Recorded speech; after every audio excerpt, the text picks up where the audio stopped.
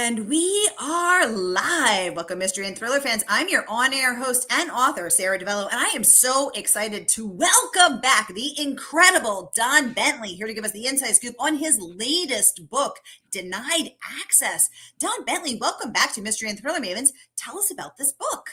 Well, thank you so much for having me back again, Sara. It's great to see you. Yes, so Denied Access, for all of you Mitch Rapp fans who always wondered how did Mitch's origin story end, Denied Access is the third book in that prequel series. And so it takes place in the early 1990s, and you get to see Mitch Rapp, Stan Hurley, Thomas Stanfield, Irene Kennedy, the whole gang mixing it up in the Cold War. Woo! Well, I can't wait. And it's interesting that you said that, because one of the questions submitted in advance is about those very characters, Don. So I can't wait to get into everything. But first, I just want to welcome everybody, because we are broadcasting live to 8 different destinations across Facebook and YouTube. So, hey, mystery and thriller lovers, no matter where you're watching from, you are in the right place. It is the right time. It is Mystery Monday. And because Mondays can be murder, we are going to make it a little less painful and get your week off to a killer start. So if you've been here before, you know the drill. And if you're new, welcome, friends. Here's the drill. Every Monday, I give you my handpicked featured author, and you get to ask them anything. So ask Don Bentley about his writing process, his creative process, what it's like to write Mitch Rapp. I know someone already submitted that question in advance. Whatever things, yep, I see those hearts on Facebook. Thanks, friends.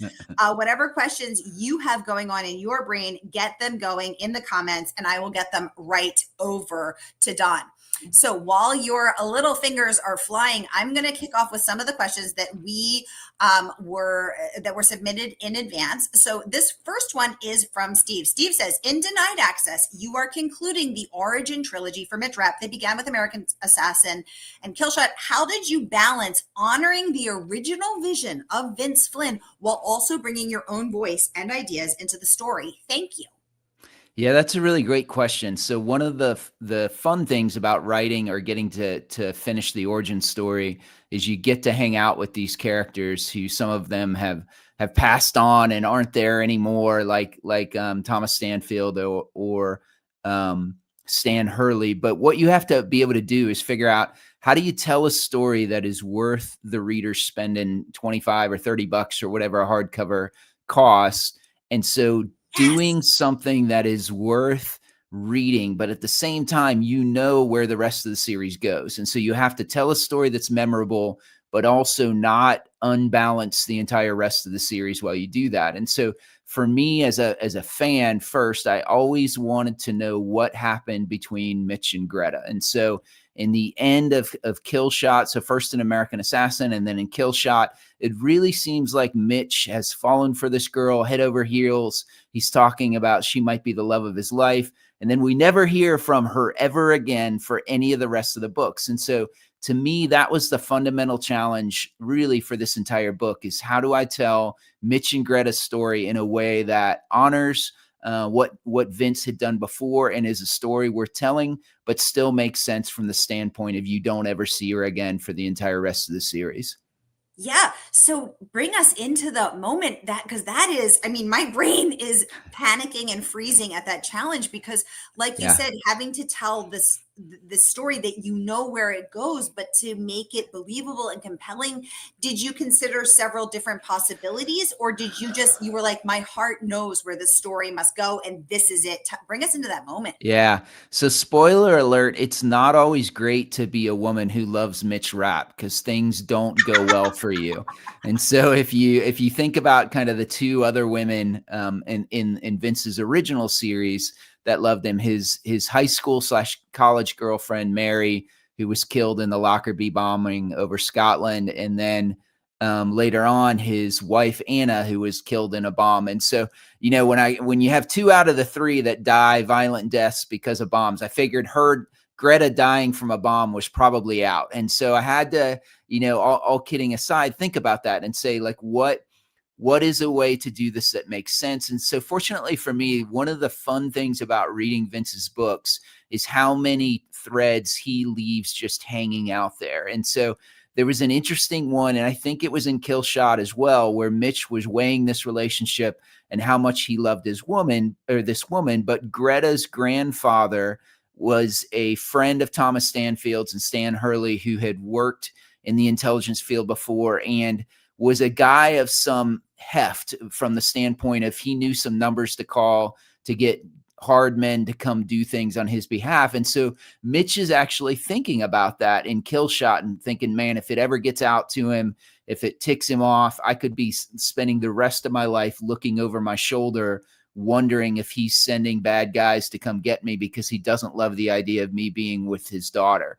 And so there were a couple of little clues like that Vince kind of left on the chopping block that I scooped up and kind of pulled into Denied Access. Ooh, that is fun. So did you have to go back and reread those, or you have them memorized? I read them over and over and over and over again. And so I love, like, I think most people, I love holding the hardback in my hands. But when you're doing research like this, what helped me a lot is I would read them in my Kindle and just highlight things that were interesting or little ones off, or, you know, when you're a writer, and, you know, Sarah, because you're a fantastic writer too, there's times in the process where whether you're doing research or you're writing, you just get that tingle and you're like, there's something here, like there's something here I could explore. And so every time in a section of Kill Shot or American Assassin, when I would feel that tingle, I would highlight that, and then I would export all of them at the end and just go through over and over again and say, what happened here? What could I use here? And then the second part of that is the first book that Vince wrote that featured Mitch Rapp was called Transfer of Power. And so I reread that several times too, again, because that would be the next book in chronological order after Denied Access. And I had to make sure there wasn't something that he talked about in Transfer of Power or alluded to that I would mistakenly, you know, unbalance. Or this book really was because it's the first really espionage thriller I wrote. I told my wife when I was doing the edits for it, it really felt like I was coding and I was debugging a program, because there were so many little things that you would touch that then would have ripple effects throughout the rest of the book. And so that writ large was kind of like what it felt like to write in that prequel trilogy too. Coding. I like that. I like that. Oh my gosh. John is joining us from Northeast Ohio. Hey, John, great to see you. Via Facebook. We have Sharon joining us via YouTube saying howdy. Howdy to you, Miss Sharon. Good to have you here with us as always, ma'am. We have Margaret also joining us from YouTube. She says, yay, happy to catch a murder Monday. Well, we're happy to have you, Miss Margaret. Thank you for joining us. And oh my goodness, we have hi everybody. Oh my gosh, so great to see you. Shelly is joining us from Facebook. She's saying it's Shelly from Southern Ohio. Hello. Hey, Shelly. Hello to you. Great to have you. Okay, let's jump into some of the questions coming in. Dawn from Margaret. She says, I mean, way to keep a guy on his toes, right? Seriously, because, oh my gosh, rereading all of this, you know, making sure that you're staying true to the story. Yeah. Because I mean, we've all seen TV shows or books where they're like, they go back and they don't do it right. Like, I mean, I was recently rewatching a Friends episode, which is one of my favorite shows. And, you know, in one episode, Phoebe's like, I don't speak French. And then another episode, she speaks fluent French. And it's like, you can just tell that the writers either forgot or they had to go in a different direction. So, I mean, I think I'm just in awe of, you know, that you went back. Yes, exactly. Going back and looking for those loose threads that Vince had left you to pull through the story. Yeah, it was really, so what was really interesting is Kyle did me the favor of sending me all of Vince's original books in their Word format. And so then for with everybody that, who doesn't know who Kyle is, tell us who Kyle is. Yeah. Sorry. So Kyle Mills is the one who took over the book series after Vince tragically passed away. And so Vince's final book was called The Last Man. And then Kyle's first book in the series after that was called The Survivor. And so Kyle wrote 9 books after Vince passed away, and has just been an incredible friend and a great storyteller. And so he sent me all of Vince's original books in their Word format. And so that let me do like searches through the entire book for different characters or something like that. I will say that the Clancy estate that I got to write for before I wrote the Vince Flynn books, sometimes they would hire what they call a continuity writer, where if you were doing some strange things that might have echo effects in the series, there would be a person who would be kind of the subject matter expert, and their job was to know the series well enough and then read your book and say, oh, you forgot about this or this character or something. Unfortunately, the Flynn series doesn't have that. And so it becomes us. And so there were many times where I would text Kyle and like, hey, I've got this question for you. Does this person ever appear again or something like that? So a little more pressure on the authors in this series for sure. Wow. Yeah, exactly. That is a lot of pressure. And the pressure to get it right, like you said. Yeah. I mean, because you're literally, I mean, I'm just sort of sitting with that for a moment and thinking about the honor, the Yeah. privilege, and also the weight of that burden on your shoulders. You are taking on someone's legacy that they poured their heart, their soul. Vince Yeah. created this world, this man, this character, these stories, and then you have to carry it on in a way that honors that legacy. I mean, wow, this is Yeah. what's that like? Well, and so what was super interesting about that too. So like I said, I got to do kind of the same thing with the Clancy estate, but by the time I got the opportunity to write there, there had been many, many, many writers who wrote in that estate, almost as many as, or not quite as many, but kind of like when George Lucas opened up Star Wars and brought in all kinds of different writers to kind of add to the universe.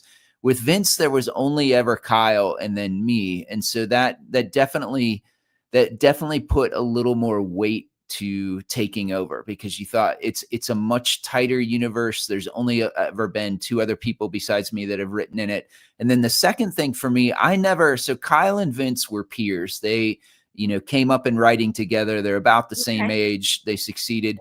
For me, I never got to meet Vince. And so he was always, first, my favorite writer as a fan. Second, when I was trying to become a writer, he was my hero. And I actually took my favorite book of his, that was Transfer of Power, or excuse me, Protect and Defend. And I note carded it all out when one of my books didn't sell, to try and see how he did that. And so I would always ask people that knew him, once I got the opportunity to write in his universe, to tell me about Vince or to tell me stories about Vince. In fact, every time I go up to New York, I try and have drinks with his agent, and I just say, tell me Vince stories. Tell me what he was like.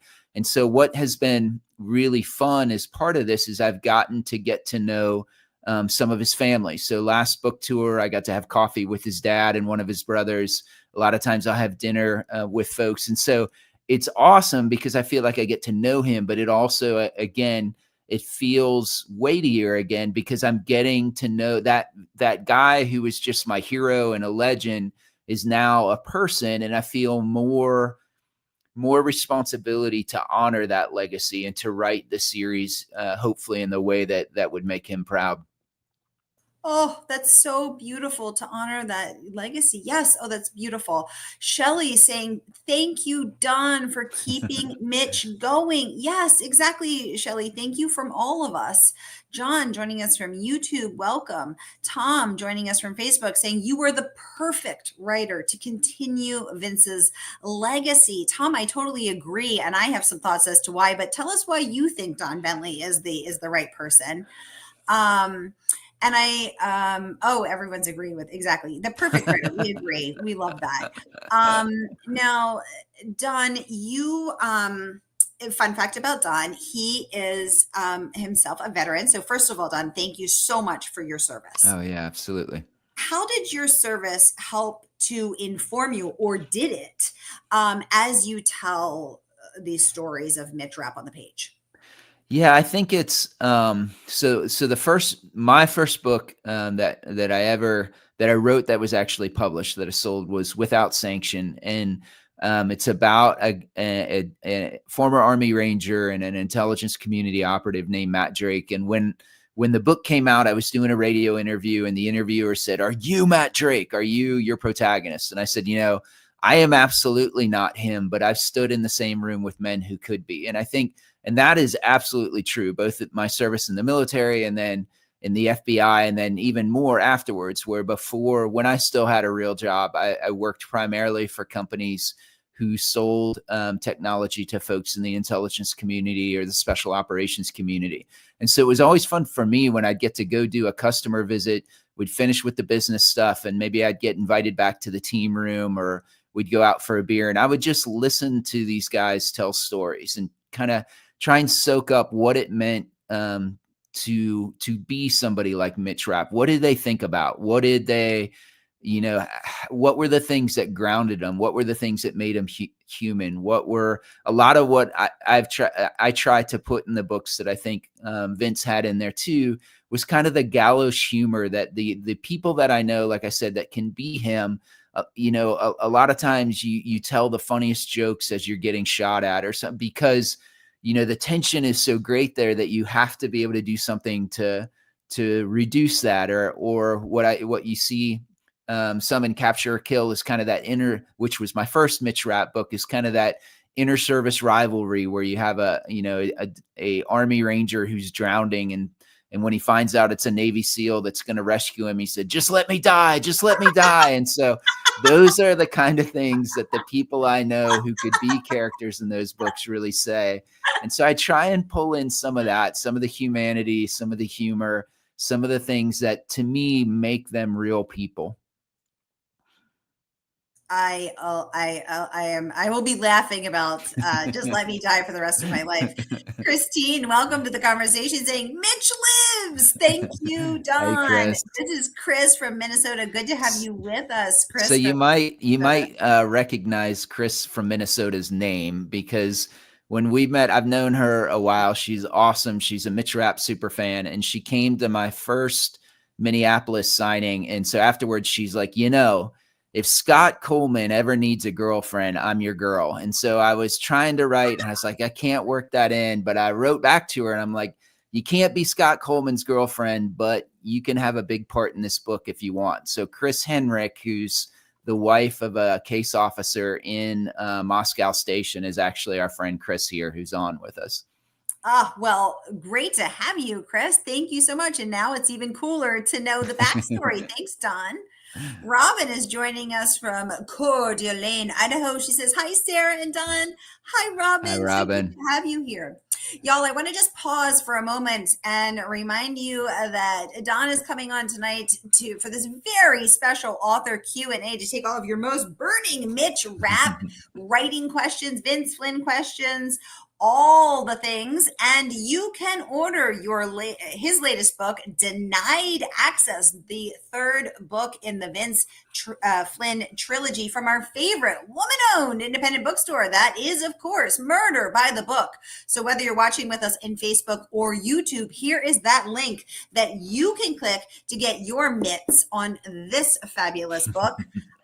So while you are clicking and ordering, I am going to take a few more questions. So, oh my goodness, super fan perks, says Margaret Pinard. Chris says, thank you. Yay. Thank you, Don. Shelley saying, thank God we have Mitch Rapp to get the bad guys. I know I could use a real life Mitch Rapp right about now. Okay, I want to get back to some of the questions that were submitted in advance. Okay, talking about the setting and the time period choice. So this story we see shift into the early 1990s, which of course is post Cold War era, with Russian intelligence showdown and a crisis at the CIA. What drew you to that particular geopolitical moment for this book, and how did it shape Mitch's character arc? Great question. Yeah, that is a really good question. So I knew Vince sometimes played a little fast and loose with the facts in his books. And so I knew that based on American Assassin and Kill Shot, around where they were set, that it was the early 1990s. And I say a little bit fast and loose, like for instance, and this is kind of nerdy inside baseball stuff, but when the KGB was dissolved, it broke into two different organizations, and it was the FSB and then the SVR. Well, prior to that, there was a different organization called the FSK that evolved into the FSB later, I think. And so Vince actually mentioned all of those at the same time in one book. And so trying to figure out when it actually took place, I was asking Kyle, and I was like, I think it's about here. Is that what you think? And he said, yeah. And so I just made a list of like, what were all the interesting things that were happening in the world at that time. And so you had the Soviet Union had fallen. There was a coup against Gorbachev. The KGB had dissolved. And from the CIA perspective, there was really this sense of, do we even still need this organization? Because you guys missed the end of the Cold War. You missed the coup against Gorbachev. You missed the KGB dissolving. And so I thought that might be something really interesting to explore. The second thing, so another great friend of mine who's a fantastic writer, David McCluskey, was a CIA officer. His latest book is called The Persian. It's phenomenal. Yes. And so I knew, he is so good. He's the kind of writer that we as writers love to hate because he's so good. And so every time I see one of his books in a store, I take one of mine and put it in front of his book. And he knows it because then I take a picture of it and text that to him. But I told him, I was like, hey, David, most of the Mitch Rapp books, if not all the ones that Vince wrote, all had to do with the threat of Islamic terrorism. I really think I could do a Cold War book, but I'm looking for that thing that makes your spine tingle and say, yes, there's a story here. And he said, hey, there's a guy that you want to talk to, and he lives in Austin. His name's Milt Beard, and he was a CIA legend. And so Milt was about 80 years old. He let me come and talk to him for 3 or 4 hours. And so what was very, very interesting that was happening at this time is that almost all the Russian assets, so all of the Russians working for the CIA, had been arrested by the KGB. And we, the Americans, could not figure out why. The CIA was kind of pointing their finger at the FBI. The FBI was pointing their finger at the CIA. The actual CIA officers in Moscow Station had so many operations go off the rails that they had convinced themselves that the Russians had invented some kind of new surveillance technology that allowed them to follow CIA officers without them knowing. Now, the truth of it, what actually happened was that there was a mole in the FBI named Robert Hansen, and there was a mole in the CIA named Aldrich Ames, and both of these traitors had handed the KGB just trash bags full of documents that listed all our Russian CIA officers, or CIA assets rather.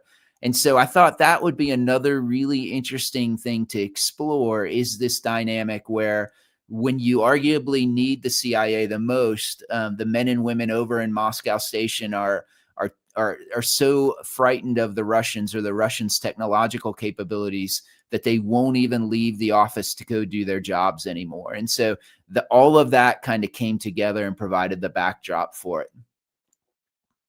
Wow, thank you so much for that background. I did not know any of that, and I am fascinated to hear it. Chris is saying, I absolutely love the spy / espionage angle. I'm going to read Milt's book.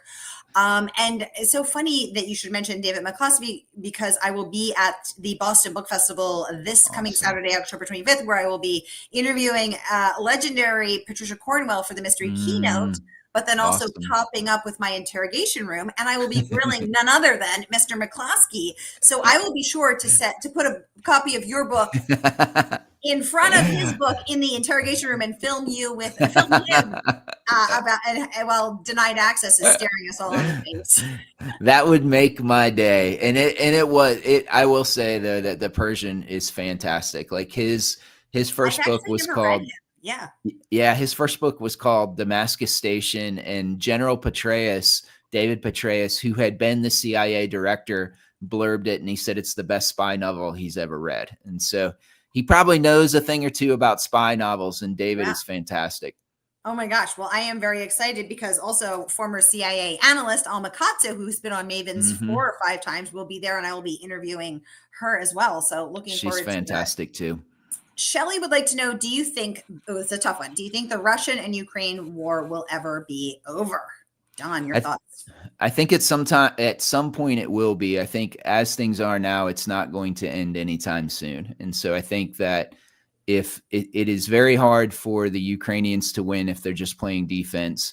It's very hard to bring Putin to the table if most of the European countries are still financing the war by buying Russian oil or Russian natural gas. And it is really hard for the Ukrainians to prosecute targets in Russia without longer range weapons like US American Tomahawks. And so I think until we as Americans decide to get serious and to kind of take the gloves off. And until the Europeans decide that they would rather pay more for their energy and stop financing Putin's war, I'm afraid it is going to drag on for a while. Oh, that is a very sobering thought, but that sounds unfortunately correct to my uneducated ears. So thank you for the question, Shelley, and thank you for the informed insight, Don. Robin would like to say, Don, go visit Ross Gerritsen for more CIA assets and agents in her neck of the woods. Ooh, okay, cool. Okay. Thank you, Robin. Oh, Tess Gerritsen. Oh, yeah. Oh my God, totally. Where all of those CIA agents go to retire up there in Maine. That's right. Shelley is voting for me to interview David with Vince's book. With Don Bentley's Vince Flynn book. And I will, Shelley, because he'll be behind, I'll be behind the camera. Only I know what's facing me. Oh my gosh. If you do that, I need to buy you a beer when we're in Thriller Fest together. That would be amazing. Get that beer money ready, Don Bentley. Margaret is saying an attack on one of us, ... Exactly, Margaret. An attack on one of us is an attack on all of us, and we need to stand united. Could not agree more.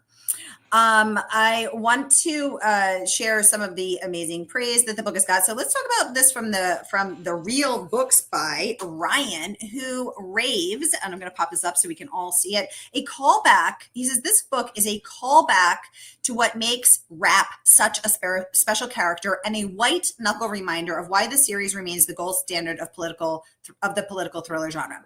So, Don, I want to ask you, what do you think the secret is to creating white knuckle books, white knuckle scenes that keep readers reading, so fully immersed in the story, in the pages, up late, begging just one more chapter? What have you learned? What do you know?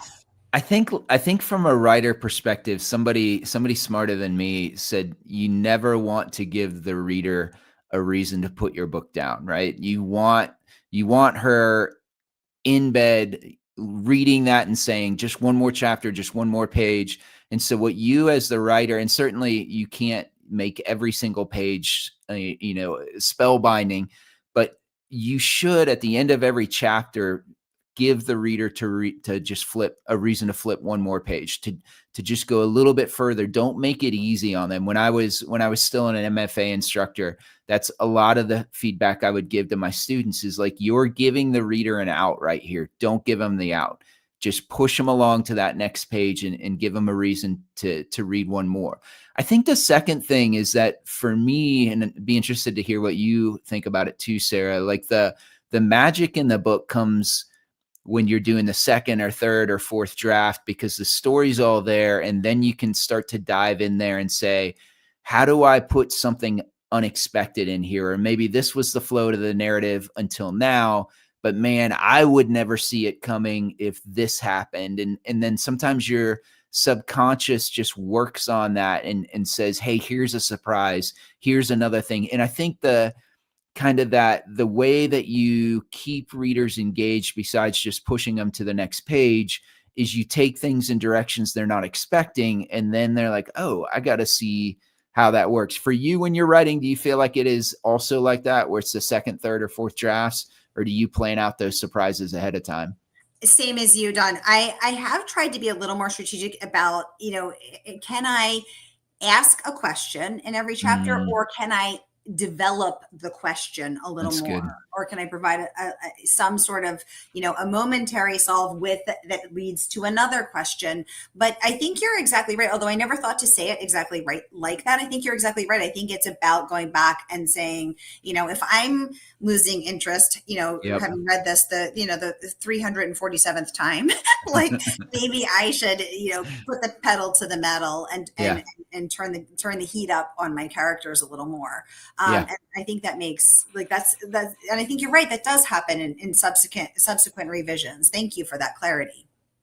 Yeah. And I think the second thing too, like I know our friend, Stephen James has that fantastic book that is Story Trump Structure, where he talks about ways to ask questions and ways to go back and look at what you've written and then figure out where you need to go. But I think the more that you do this, the more that you write, you start to think, I use that 3-act structure from Save the Cat all the time. And so, at the end of Act 2, there's the dark night of the soul and all is lost. And so when you've done this a bunch of times, as you're writing in Act 1 or maybe even Act 2, in the back of your mind, you're thinking, what could those 2 crazy moments be? What are those?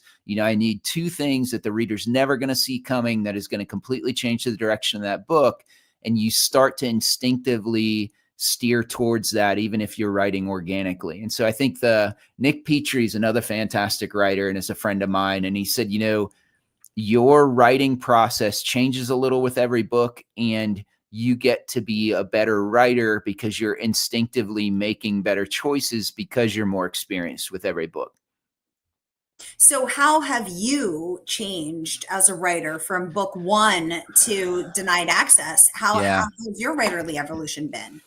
So I used to throw a whole lot more words away, because what I realized I was doing is that I would run from my problem by writing another point of view or writing another story. And so alls I was doing was, stepping back out of the thing I needed to fix and be like, oh, I'm just trying to get X number of words today. And I would get those words, but I would often throw them out. And so for probably half my books, Denied Access is my 10th book. And so maybe for the first 5, I would only write in order and say, okay, this scene happens, because I write organically and I needed to know, hey, the plot's going to build and here's the next thing.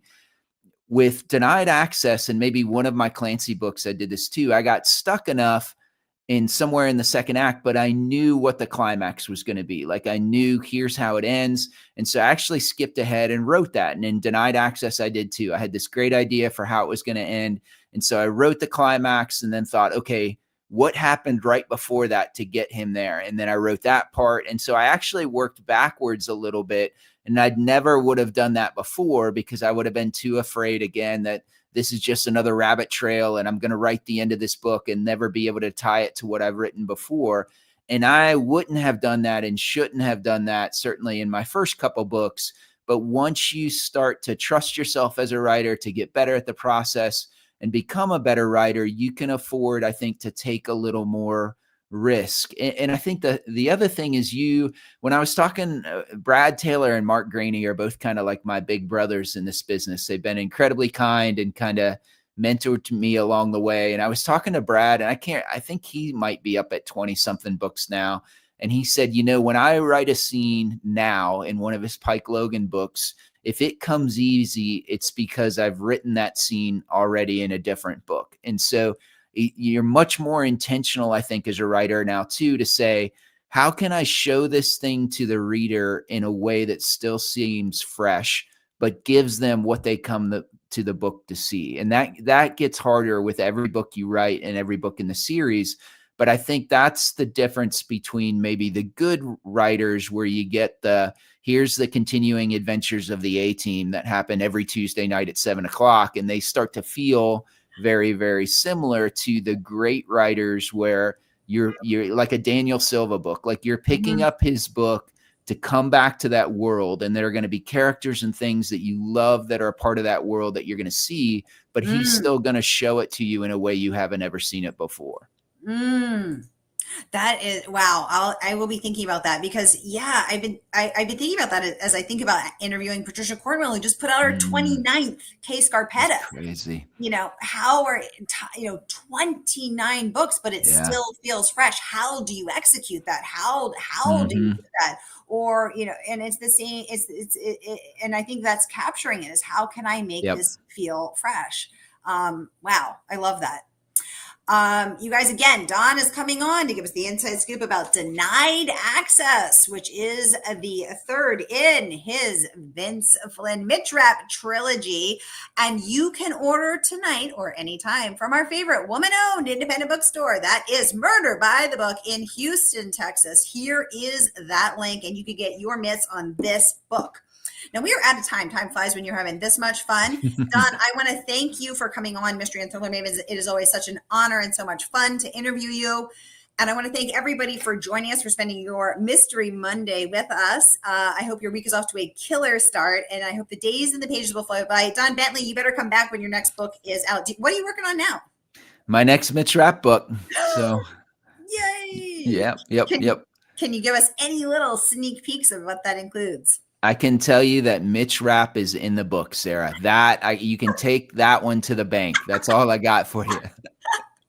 You heard it here first, y'all. Don Bentley is working on his next, which will be the 4th Mitch Rapp book. Is that right? Well, it'll be my 3rd book. So Denied Access is the 3rd book in the trilogy, but it's only my 2nd Mitch Rapp book. All right. So he is working on his next book, which will be the 3rd Mitch Rapp that he has written. Shelley saying thank you both. Christine saying yay. Robin saying thank you. Chris saying fantastic book, Don. Fantastic interview, Sarah and Don. Thank you all so much. Thank you, Margaret. And thank you to everyone who watched. Thank you to all my commenters, and thank you to all my watchers. So I see y'all as well. I see you, Natasha, Debbie, Jill M, Jill C, Sisters and Kids of the Traveling Book Club. Welcome to Book Clubs. Love having you. Alan, Steve, Sharon. Oh my goodness. Steve, Christine with a K, Christine with a C. Oh my goodness. Okay, I'm not going to get to everyone. Laura. Oh my gosh. Betty. Joanne, thank you. Katie, oh my gosh, so good to have you. Okay, y'all, that is a wrap. Thank you for joining us, and I will see you next Mystery Monday. Take very good care until then.